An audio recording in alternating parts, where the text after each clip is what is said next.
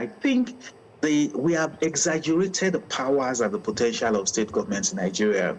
If you look at it historically, what we had were cities, city governments. So you had governance in Ibadan, in Ondo, in Akomu, in Ikire, in Kaduna, in Kano. They were essentially like city states, wherein we had local level of government. For example, if you check policing in Nigeria, policing started from the bottom.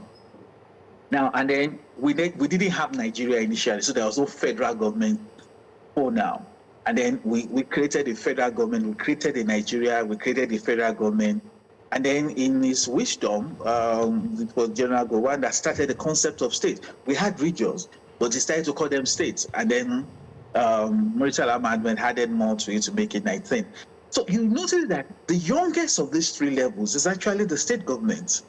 You know, in terms of creation, organically, we started with city-states. We started with city management. We started with township. That's where you have the KBACs, you have the OBs, you have the emirs who were ruling their own cities. Then we now had the colonial masters come in, create a Nigeria, and then create something in the semblance of a federal, a national system of leadership or governance, as the case may be. And then that level created a state government. As a result of that, the youngest of these three suddenly becomes the one that we think can solve many problems. And if you actually check about it, there's really, and I keep saying this, there's practically nothing that the state government has been asked to do that it has done better than the federal government. Nothing. Before now, you didn't have state universities. You only had federal universities. Now you have state universities. The law allows states to have universities. Compare the state universities to the federal universities. Are they on the same level? No, they are not. The federal level universities seems to be better. Let's give another example. Before now, elections were conducted.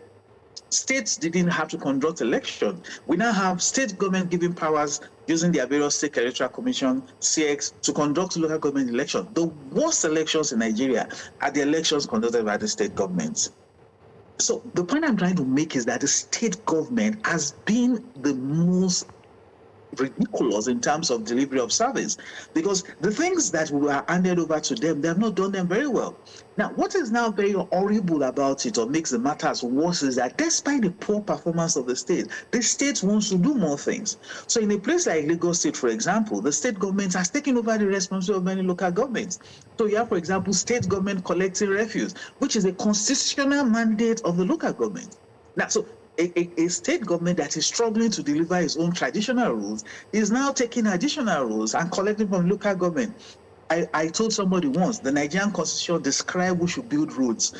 I say it here, and anybody can go and check the National Constitution. Only two